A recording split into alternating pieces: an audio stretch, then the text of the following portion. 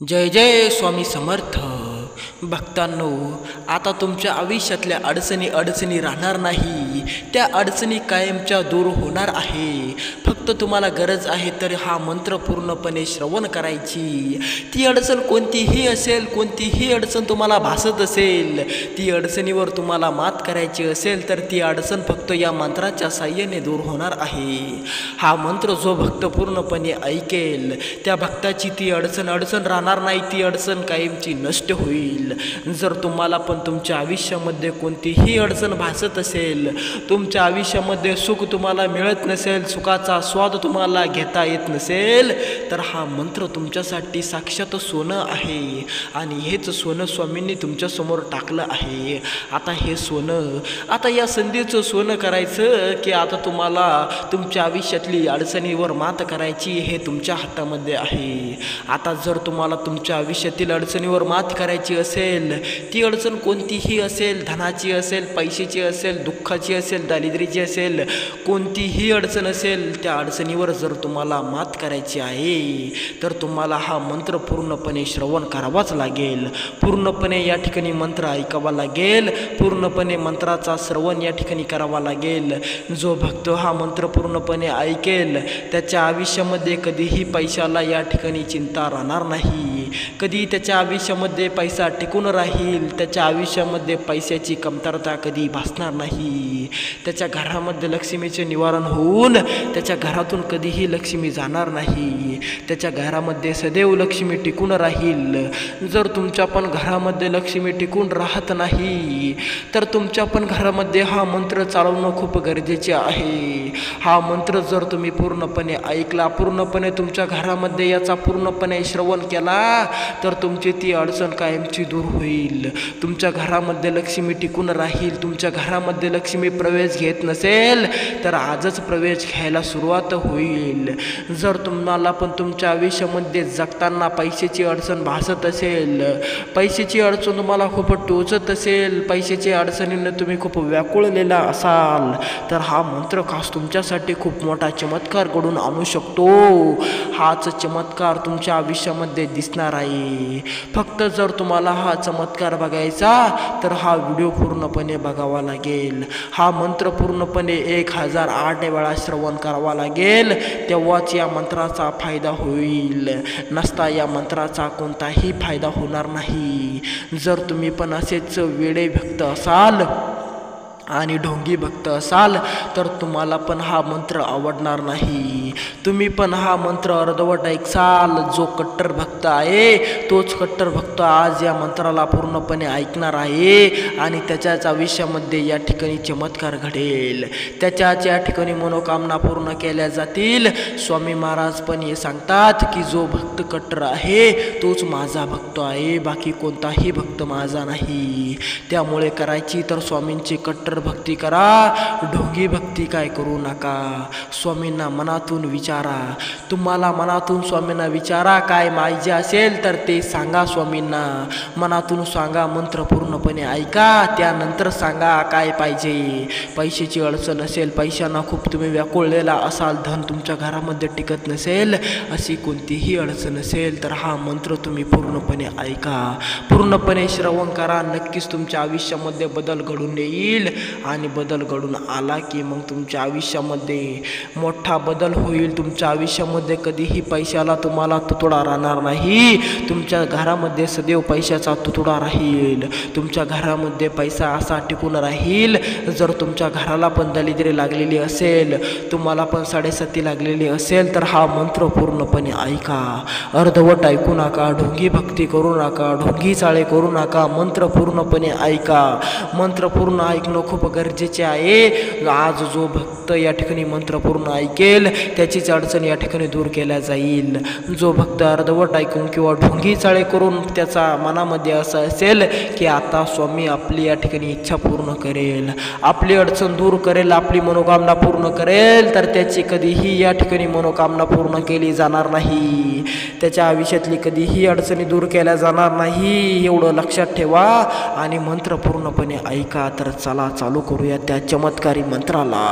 पण मंत्र चालू करण्यापूर्वी तुम्ही जर या यूट्यूब चॅनलवर नवीन असले तर लगेच या यूट्यूब चॅनलला सबस्क्राईब करा आणि कमेंटमध्ये श्री स्वामी समर्थ नाव टाईप करायला विसरू नका. तर चला करूया व्हिडिओला सुरुवात, करूया त्या चमत्कारी मंत्राला सुरुवात. ओम नमो श्री स्वामी देवाय आकस्मिक धनदेयी नमः. ओम नमो श्री स्वामी समर्था आकस्मिक धनलाभदेयी नमः.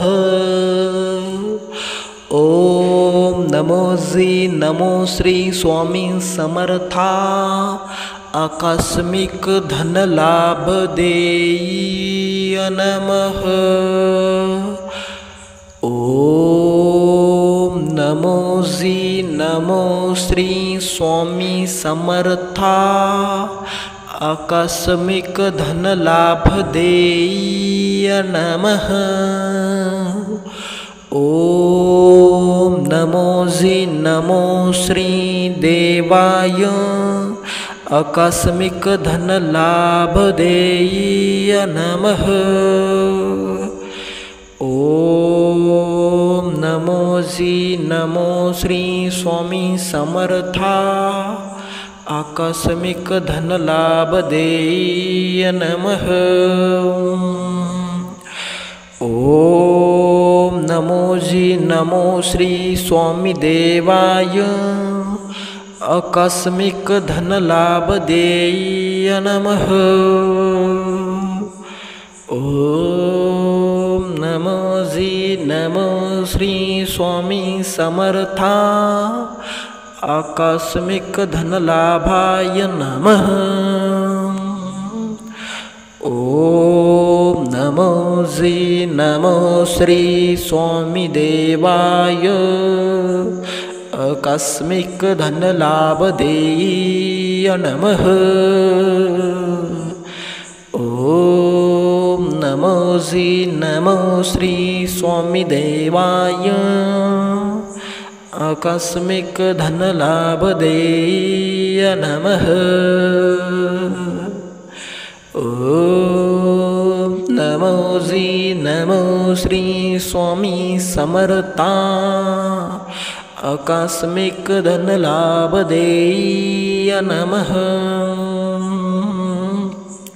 ओम नमो श्री स्वामी समर्थ देवाय लाभधनलाभाय नमः. ओम नमो श्री स्वामी समर्थ देवाय आकस्मिक धनलाभदेयी नमः.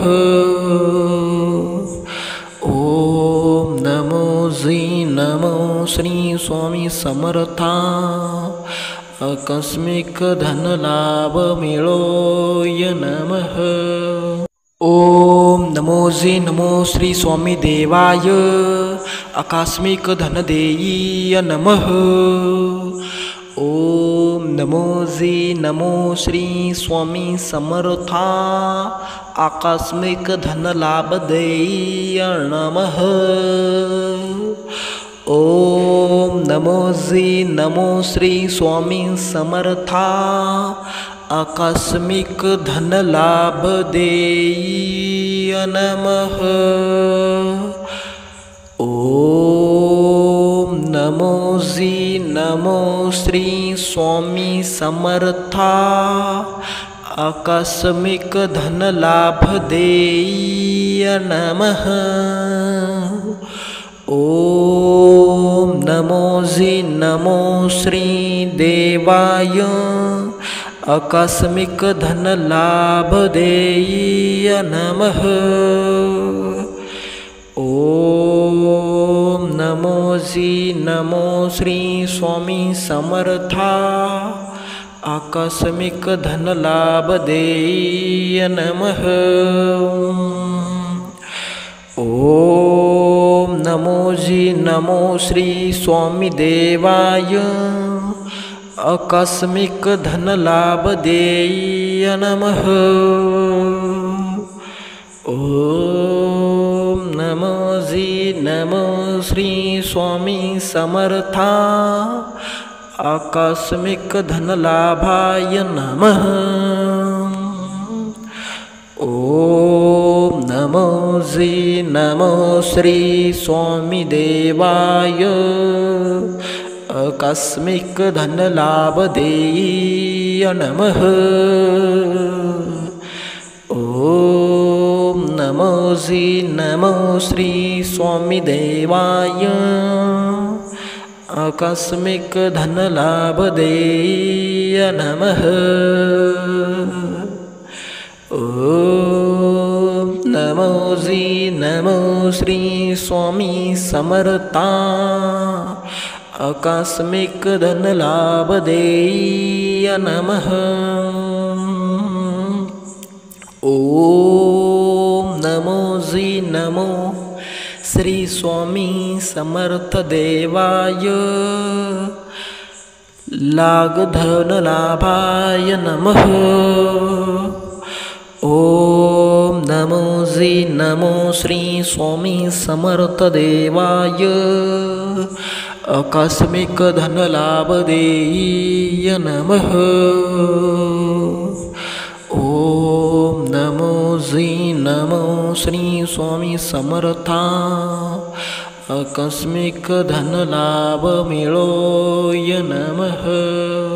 ओम नमो जी नमो श्री स्वामी देवाय आकस्मिक धनदेय नमः। ओम नमो जी नमो श्री स्वामी समर्था आकस्मिक धनलाभदेय नमः। ओम नमो जी नमो श्री स्वामी समर्था आकस्मिक धनलाभदेय नमः। ओम नमो जी नमो श्री स्वामी समर्था आकस्मिक धनलाभदेय नमः। ओम नमो जी नमो श्री देवाय आकस्मिक धनलाभदेय नमः। ओम नमो जी नमो श्री स्वामी समर्था आकस्मिक धनलाभदेय नमः। ओम नमो जी नमो श्री स्वामी देवाय आकस्मिक धनलाभदेय नमः। ओम नमो जी नमो श्री स्वामी समर्था आकस्मिक धनलाभाय नमः। ओम नमो जी नमो श्री स्वामी देवाय आकस्मिक धनलाभदेय नमः। ओम नमो जी नमो श्री स्वामी देवाय आकस्मिक धनलाभदेय नमः। ओम नमो जी नमो श्री स्वामी समर्था आकस्मिक धनलाभदेय नमः। ओम नमो जी नमो श्री स्वामी समर्थ देवाय लाभधनलाभाय नमः। ओम नमो जी नमो श्री स्वामी समर्थ देवाय आकस्मिक धनलाभदेय नमः। ओम नमो जी नमो श्री स्वामी समर्था आकस्मिक धनलाभ मिळोय नमः। ओम नमो जी नमो श्री स्वामी देवाय आकस्मिक धनदेय नमः। ओम नमो जी नमो श्री स्वामी समर्था आकस्मिक धन लाभ देय नमः। ओम नमो जी नमो श्री स्वामी समर्था आकस्मिक धन लाभ देय नमः। ओम नमो जी नमो श्री स्वामी समर्था आकस्मिक धन लाभ देय नमः। ओम नमो जी नमो श्री देवाय आकस्मिक धन लाभ देय नमः। ओम नमो जी नमो श्री स्वामी समर्था आकस्मिक धन लाभ देय नमः। ओम नमो जी नमो श्री स्वामी देवाय आकस्मिक धन लाभ देय नमः। ओम नमो जी नमो श्री स्वामी समर्था आकस्मिक धन लाभाय नमः। ओम नमो जी नमो श्री स्वामी देवाय आकस्मिक धन लाभ देय नमः। ओम नमो जी नमो श्री स्वामी देवाय आकस्मिक धन लाभ देय नमः। ओम नमो जी नमो श्री स्वामी समर्था आकस्मिक धन लाभ देय नमः। ओम नमो जी नमो श्री स्वामी समर्थ देवाय लाग धन लाभाय नमः। ओम नमो जी नमो श्री स्वामी समर्थ देवाय आकस्मिक धन लाभ देय नमः।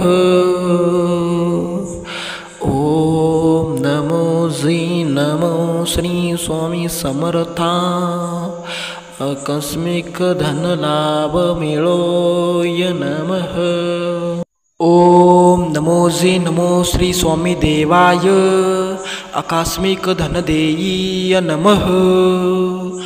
ओम नमो जी नमो श्री स्वामी समर्था आकस्मिक धन लाभ देय नमः। ओम नमो जी नमो श्री स्वामी समर्था आकस्मिक धन लाभ देय नमः।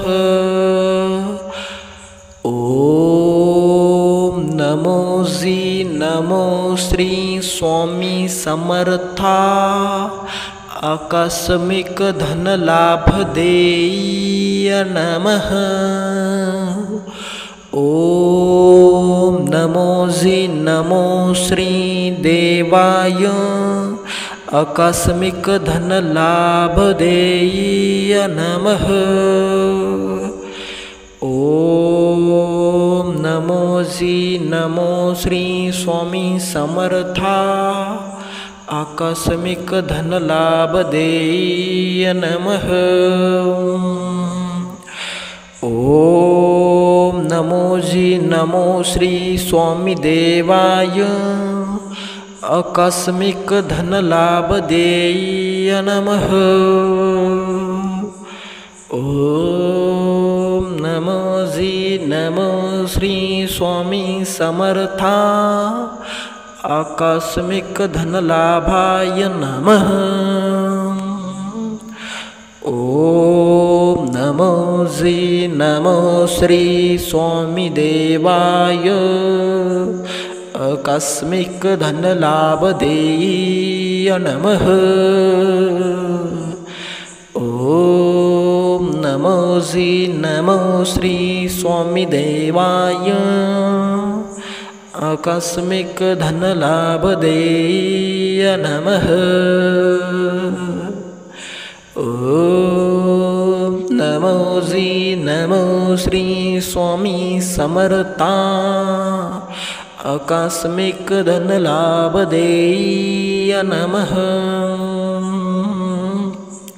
ओम नमो जी नमो श्री स्वामी समर्थ देवाय लाग धन लाभाय नमः। ओम नमो जी नमो श्री स्वामी समर्थ देवाय आकस्मिक धन लाभ देय नमः। ओम नमो जी नमो श्री स्वामी समर्था आकस्मिक धन लाभ मिळोय नमः। ओम नमो जी नमो श्री स्वामी देवाय आकस्मिक धन देय नमः। ओम नमो जी नमो श्री स्वामी समर्था आकस्मिक धन लाभ देय नमः।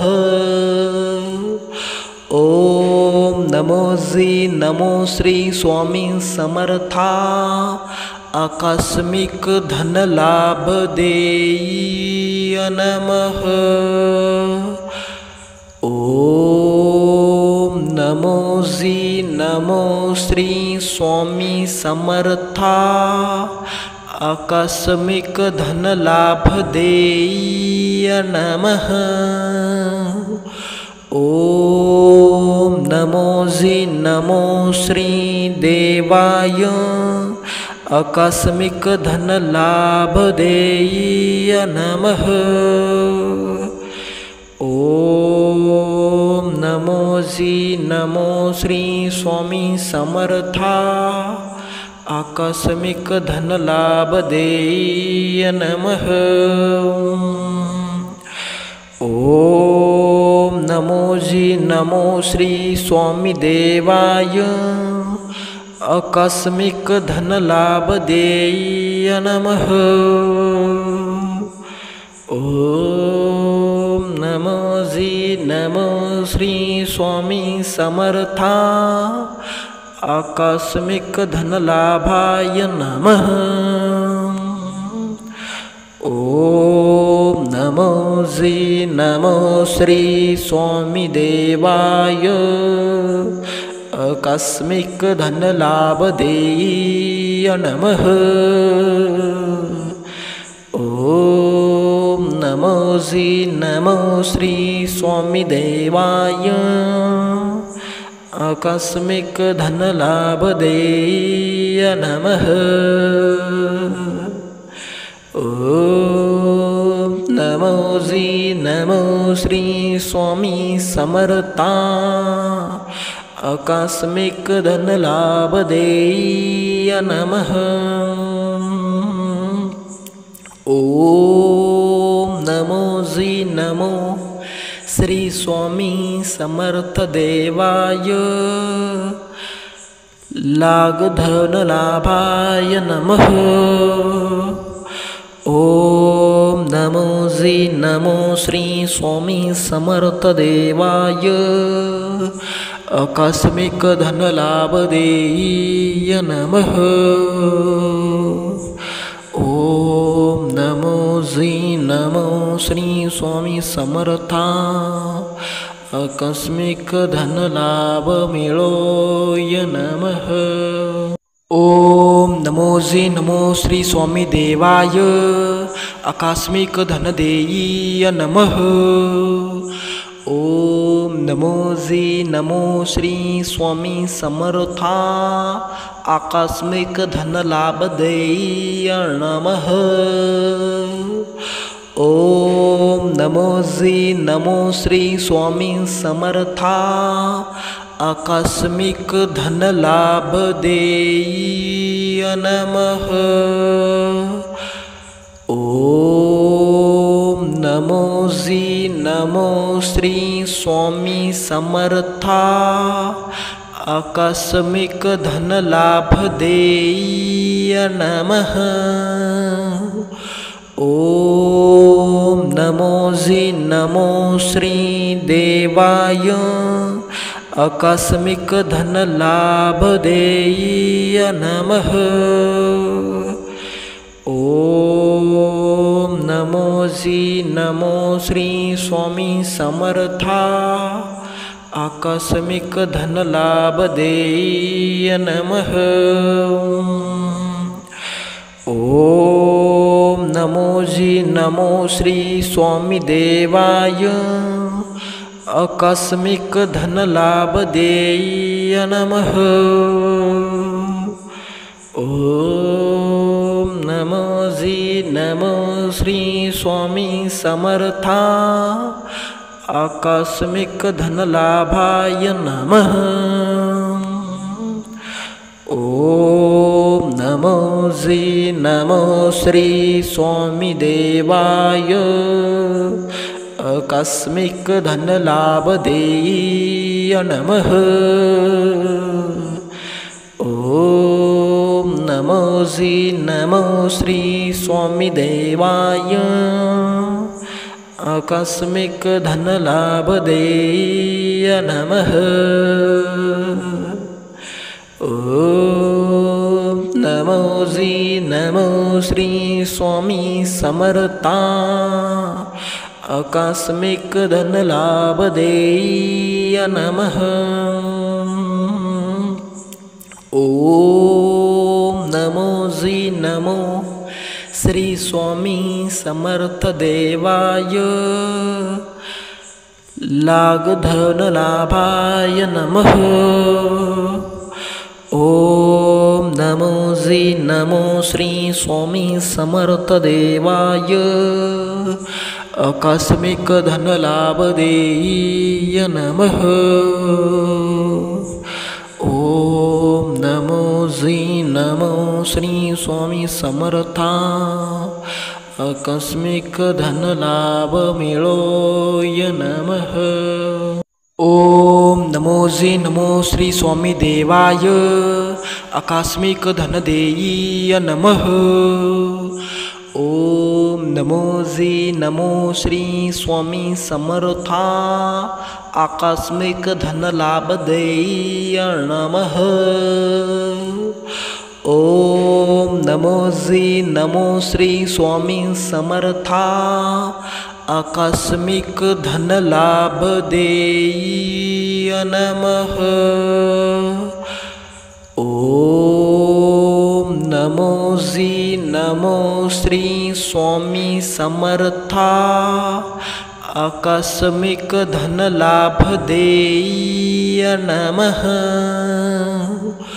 ओम नमो श्री देवाय आकस्मिक धन लाभ देय नमः।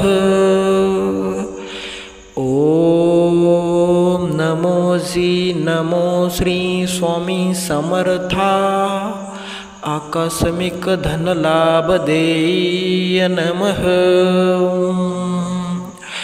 ओम नमो श्री स्वामी देवाय आकस्मिक धन लाभ देय नमः।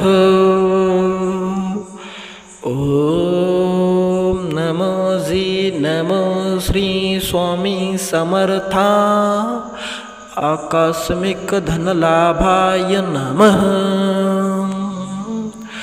ओम नमो श्री स्वामी देवाय आकस्मिक धन लाभ देय नमः। ओम नमो श्री स्वामी देवाय आकस्मिक धन लाभ देय नमः। ओम नमो श्री स्वामी समर्था आकस्मिक धन लाभ देय नमः। ओम नमो जी नमो श्री स्वामी समर्थ देवाय लाभधनलाभाय नमः। ओम नमो जी नमो श्री स्वामी समर्थ देवाय आकस्मिक धनलाभदेय नमः। ओम नमो जी नमो श्री स्वामी समर्था आकस्मिक धनलाभ मिळोय नमः। ओम नमो जी नमो श्री स्वामी देवाय आकस्मिक धनदेय नमः। ओम नमो जी नमो श्री स्वामी समर्था आकस्मिक धनलाभदेय नमः। ओम नमो जी नमो श्री स्वामी समर्था आकस्मिक धनलाभदेय नमः। ओम नमो जी नमो श्री स्वामी समर्था आकस्मिक धनलाभदेय नमः। ओम नमो जी नमो श्री देवाय आकस्मिक धनलाभदेय नमः। ओम नमो जी नमो श्री स्वामी समर्था आकस्मिक धनलाभदेय नमः। ओम नमो जी नमो श्री स्वामी देवाय आकस्मिक धनलाभदेय नमः। ओम नमो जी नमो श्री स्वामी समर्था आकस्मिक धनलाभाय नमः। ओम नमो जी नमो श्री स्वामी देवाय आकस्मिक धनलाभदेय नमः। ओम नमो जी नमो श्री स्वामी देवाय आकस्मिक धनलाभदेय नमः। ओम नमो जी नमो श्री स्वामी समर्था आकस्मिक धनलाभदेय नमः। ओम नमो जी नमो श्री स्वामी समर्थ देवाय